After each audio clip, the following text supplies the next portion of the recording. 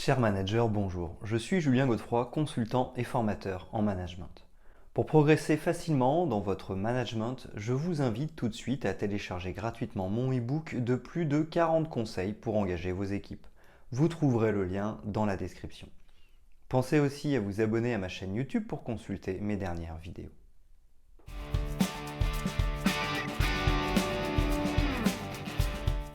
Nous parlons souvent du style de management descendant. C'est le mode de management que nous utilisons pour manager une équipe. Pour autant, le rôle du manager moderne concerne aussi le management ascendant. En effet, pour mener à bien nos projets, faire baisser la pression, exprimer et répondre à nos besoins, ajuster notre charge de travail, se faire respecter ou encore obtenir du sens, nous devrons savoir obtenir l'appui de notre supérieur hiérarchique. Pour manager son manager, il faut aller plus loin dans le management. Pour cela, il faut comprendre que ce n'est pas simplement notre niveau hiérarchique qui fait de nous un manager. En effet, être un manager, ce n'est pas simplement utiliser sa position hiérarchique pour mettre en dynamique chaque collaborateur. Savoir manager, ce n'est pas simplement utiliser le mode directif pour encadrer et conduire une équipe. Non. Être un bon manager, c'est maîtriser l'art de savoir influencer les autres pour faire progresser l'équipe, leur donner envie d'avancer et d'atteindre les objectifs. Bien manager, c'est savoir donner du sens, faire participer et donner de l'autonomie en déléguant. Le management est un jeu de pouvoir, mais pas seulement hiérarchique. Manager au quotidien, c'est notre capacité à assurer la motivation de l'équipe et à influencer chaque membre de l'équipe pour l'atteinte des objectifs. Ainsi, si nous sommes capables de motiver et d'influencer positivement dans le respect des personnes et des objectifs, alors nous comprenons qu'il est possible d'en faire de même avec nos managers. Cette vidéo n'a pas pour but d'aider à devenir calife à la place du calife, non. L'idée est plutôt de mieux comprendre comment manager et avoir une relation efficace avec notre supérieur hiérarchique lorsque notre entente avec lui n'est pas au beau fixe. Voici 7 clés incontournables pour nous aider à mieux coopérer avec notre manager et gagner en cohésion entre les collaborateurs.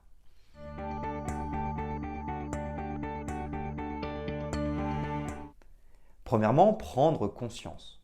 La première clé pour apprendre à manager son manager est de bien comprendre que c'est lui qui a le pouvoir hiérarchique au sein de l'équipe. Pour manager efficacement, il a le rôle d'assurer la cohésion d'équipe, de responsabiliser les collaborateurs pour atteindre les objectifs fixés. Il peut, s'il le souhaite, utiliser le mode directif pour coordonner les équipes et nous imposer de faire quelque chose. De notre côté, il est impossible de diriger le travail du manager. Nous ne pouvons pas adopter cette posture managériale et exercer la fonction de manager. Nous pouvons toujours essayer de lui imposer certaines choses. Cependant, ce pouvoir n'est pas officiel ni reconnu. Nous risquons de ne rien obtenir. Pire, nous pourrions même dégrader encore plus la relation, ce que nous verrons au point suivant. Nous devons donc lâcher prise sur ce point car nous ne pouvons rien imposer à un chef d'équipe. Nous allons donc devoir faire différemment pour assurer un bon management.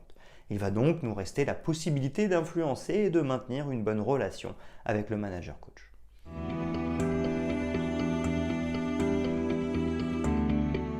Deuxièmement, ne pas toucher à l'ego pour manager son manager. Ainsi, nous venons de voir que le mode directif avec son supérieur hiérarchique peut dégrader la relation. En effet, c'est lui le manager. Il doit mobiliser son équipe. C'est à lui que revient l'encadrement de l'équipe au quotidien. Nous devons le reconnaître comme tel. Vouloir lui donner des ordres, c'est ne pas le reconnaître comme notre manager. Si nous ne le reconnaissons pas comme celui qui manage les équipes alors qu'il l'est, nous allons le froisser dans son ego. En effet, il aura le sentiment de ne pas être reconnu par son membre de son équipe alors qu'il assure le management au quotidien. En retour, il risquerait de ne pas nous reconnaître en tant que membre de l'équipe, en tant que personne compétente ou tout simplement en tant qu'un de ses collaborateurs. Si nous voulons le respect des autres et notamment de notre manager, il est essentiel de le respecter. Si nous respections les autres, nous aurons plus de probabilité qu'ils nous respectent à leur tour. Pour cela, il faut clarifier le positionnement que nous devons avoir par rapport aux autres. C'est ce que nous appelons la relation plus, à savoir une relation d'adulte responsable à adulte responsable. Un manager performant doit se considérer comme une personne adulte et responsable et faire de même avec l'autre. Ainsi, il aura plus de chances d'en faire de même avec lui-même et à son égard.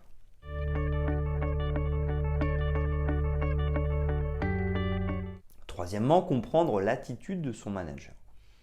J'ai la conviction que pour manager son manager, nous ne devons pas chercher à imposer. Bien au contraire, je pense qu'il faut chercher à comprendre avec empathie. Pourquoi notre manager a-t-il cette attitude?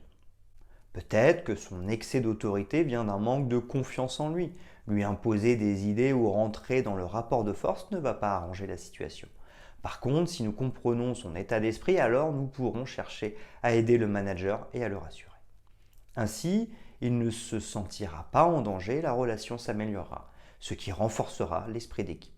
Il faut donc comprendre les situations qui bloquent, mais aussi le ressenti de notre manager pour améliorer notre compréhension de la relation. Ensuite, nous pourrons travailler dessus.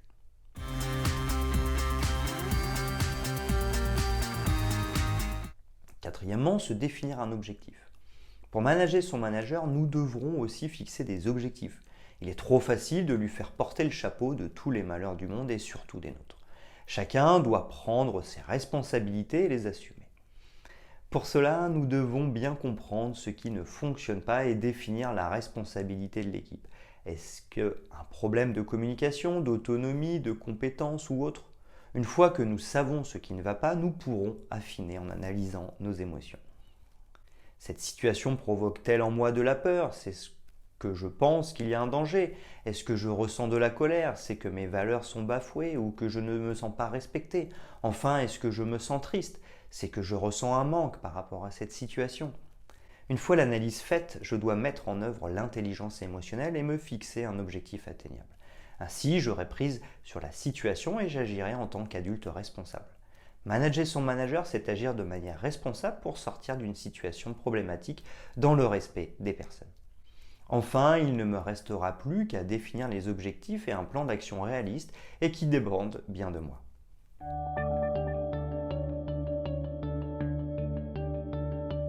Cinquièmement, attention aux croyances limitantes pour manager son manager. Les croyances limitantes peuvent empêcher de manager son manager. En effet, nous pourrions nous dire « mon manager a forcément raison », je ne peux pas avoir d'échange avec mon manager ou encore « je ne dois rien dire ou je vais être sanctionné si j'échange avec lui ». Toutes ces croyances peuvent se réaliser ou non. Peut-être que certaines fois elles se réaliseront et dans d'autres situations identiques elles ne se réaliseront pas. Nous ne pouvons jamais en être certains. Nous devons donc nous autoriser à échanger avec notre manager. Bien évidemment, cela doit rester dans le respect de la personne. Attention aussi aux croyances sur nous comme « j'ai forcément raison, si j'étais à sa place, je ferais mieux », etc.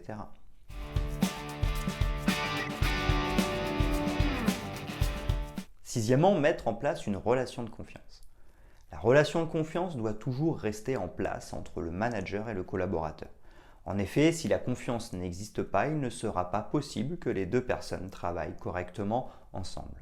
Il est nécessaire d'adopter un savoir-être pour optimiser la relation de confiance. Pour cela, j'identifie 5 actions incontournables pour maintenir une bonne relation de confiance. Être exemplaire, tenir ses engagements, garder la confidentialité, s'intéresser à lui, reconnaître ses torts.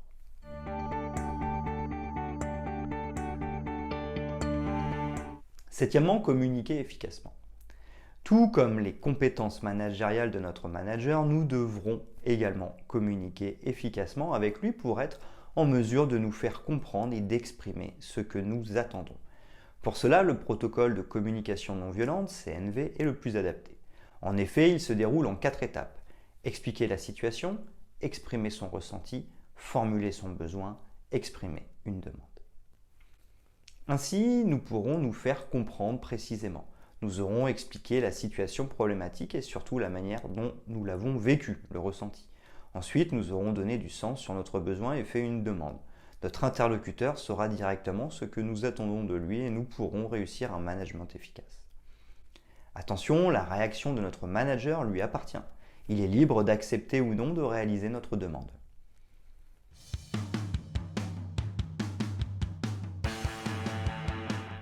Selon moi, manager son manager, ou plutôt travailler efficacement avec lui, c'est prendre conscience de ce qui dépend de nous et de lui, ne pas toucher à son ego, se définir un objectif, comprendre l'attitude de son manager, de sa façon de manager, travailler sur les croyances limitantes, mettent en œuvre une relation de confiance, communiquer efficacement. Nous devrons aussi savoir lâcher prise. Ces 7 points dépendent de nous, mais tout ne dépend pas de nous. Ils permettent aux managers d'adapter les outils de management, de travailler sur les motivations et de développer les compétences des équipes.